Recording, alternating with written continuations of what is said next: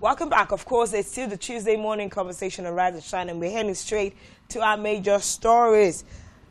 A couple of days ago, the Nigerian Police Force did report that they arrested about 11 foreign nationals who were found hacking, the internet space in Nigeria. Serious issues. But now we also see that the IG of Police, Egbetokun, is saying that the Nigerian Police Force, the men of the Nigerian Police Force who are covering and protecting these foreign hackers whilst they are on this illegal duty in the country. You know how foreign nationals come in and they come in under the guise of expatriates, and sometimes you now detail men of the Nigerian Police Force to escort them round whilst they get their duty done. But are we lacking in the intelligence? These, men and women that are assigned to them, are they lacking in the intelligence to even inquire as to these expatriates? What exactly, do they do? But it's a really sorry situation that we're seeing here. Now, the Inspector General of Police, Kade Egbetokun, has said police officers protecting the arrested foreign hackers were on illegal duty. So these are things that have been happening. But do foreigners just get access to men and women of the force without, some form of application and the process being followed? How is that? Well, I'm looking at the complete details of the story. You're looking at 130 suspects. And then out of the 130, you're looking at 113 foreign nationals. And out of the 113, you're looking at 87 men and 26 women. And then, of course, you're looking at the countries, mainly from China and Malaysia, the people we're talking about. Of course, of that, we have 17 Nigerians as collaborators working with these individuals, including the police we're talking about. Now, first question, how did these police personnel gain, first and foremost, how did the foreign nationals gain access to Nigeria, and what were the visas they were given? China, Malaysia, I mean, these are like the some two countries that Nigerians really flock into for different reasons, different purposes. Now, you leave that to also asking the question, these police personnel, these police details that were sent, that were caught also, standing watch over these individuals, what were their primary assignment? What were their primary assignment? Where were they supposed to be stationed before they went to this place? And when you're talking about illegality, oftentimes, Nigerians will tell you, the authorities of the Nigerian police force will use the excuse of, these individuals were not on, police duty, they were on illegal duties. And then you watch and see what punitive measures will come from the authorities of the Nigerian police force, and you see absolutely nothing, which clearly will go to the fact that these guys, the junior ranking officers, were not on illegal duties. But somebody at the top must have collected money and sent them out on this duty. And just because they have been caught, they are now trying to exonerate themselves by using the excuse that these younger officials were on illegal duty. There is literally, let me not completely excuse the fact that some junior ranking officers within the Nigerian, military and paramilitary can on their own decide to go on this, duties. It's like when the Nigerian police force say, we don't need checkpoints on the road, or we don't have checkpoints extorting money from Nigerians. But if you were to travel from any part of Nigeria, you'll find both the military and the police collecting money from drivers. Even from my house to work this morning, yes. You will find them. But the IGP will sit down and say, look, we are not extorting money from Nigerians. We don't have roadblocks in Nigeria that is extorting money from Nigerians. And then they will turn around on the other end and say, maybe the drivers are the one appreciating the police personnel for whatever reason. But if you sit down in public transportation, you will clearly see how these drivers are lamenting the number of checkpoints that we have on our roads, how much they have to drop at each of the checkpoints, and what that does to the overall profit that they're supposed to make at the end of every round trip that they make from any of the locations in the country. Move away from that.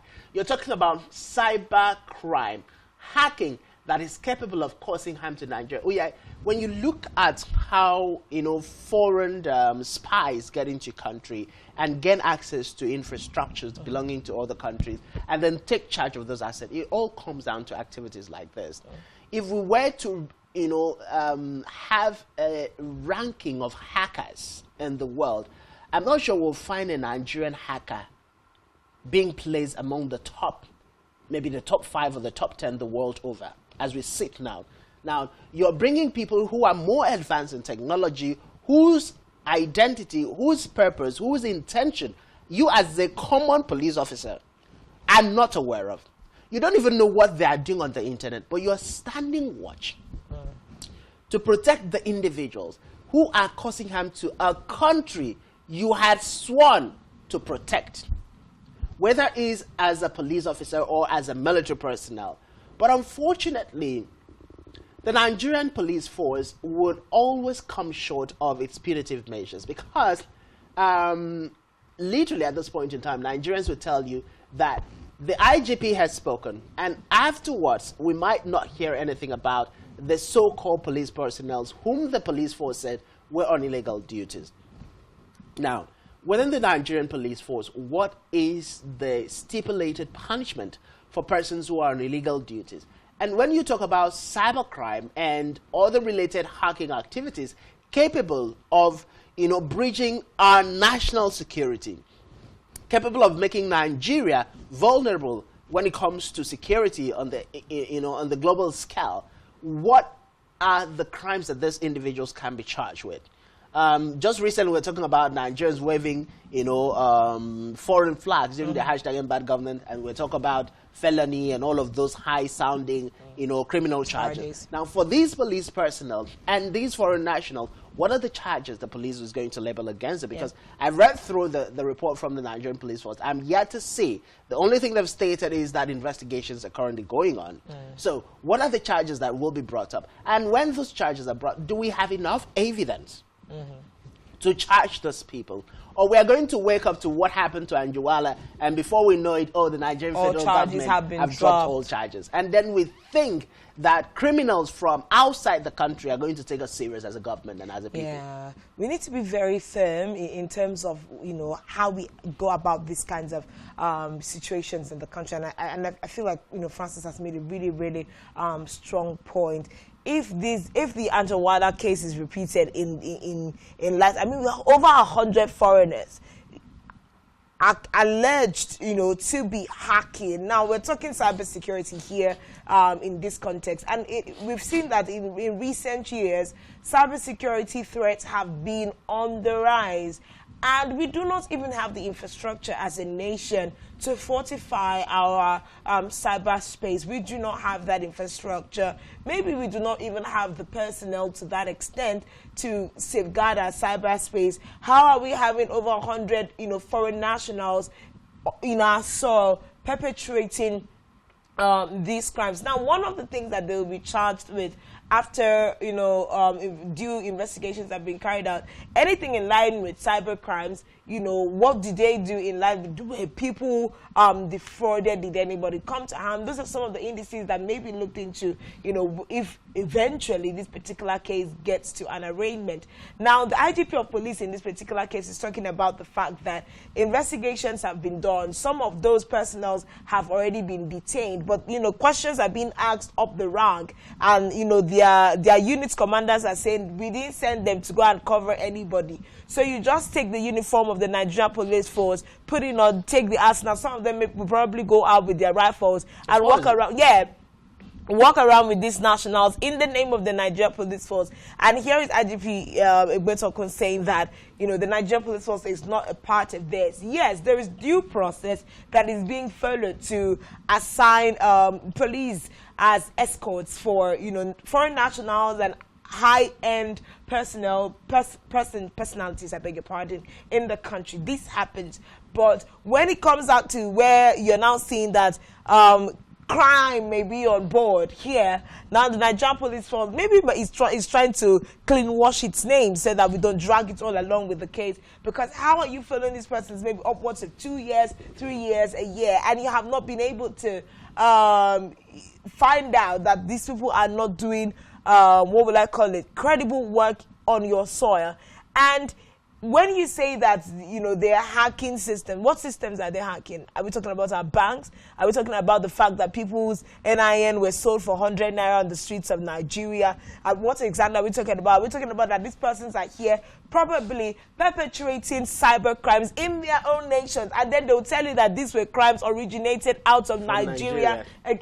Do you understand? These are really serious issues, and I do hope that, you know, the Nigerian police force is not planning to treat this with kid gloves, and probably an ambassador to one of these nationals or the president calls you and we hear that the case has been dropped. Because what explanations do we really have for some of the activities that we see in this nation? These are really, really concerning things that must be treated well. Well, there's another side to that conversation, Oyai. If the Nigerian Police Authority, the IGP, is coming out to say, look, these guys are picked from the road, I'm going to have to ask the IGP. As far as the working of the police command is concerned, every morning before police leave their respective police command and get deployed to their place of responsibilities, they are clocked in and they are clocked out. So every police formation in the country, every state police command knows who is stationed where and at what time that person is supposed to leave that place. And I also know that for every police command, there are monitoring teams, the patrol teams, that takes charge and watch and monitor who is supposed to be where. Are they there? Have they reported on time? Did they report on time? Are they doing their job? Which means there is a proper monitoring team that has been put in place as far as the Nigerian police force is concerned to ensure that police personnel are stationed in the respective unit. I recall when I worked with the retired Inspector General of Police and the state, Asukwamba. I remember that at every point in time, after the vehicle that comes to drop, maybe every morning when there is a change in shift, when the vehicle comes in the morning to drop the new set of officers who are going to be around for that day, later on in the afternoon, they'll just drive by to check if those guys are still at their duty post.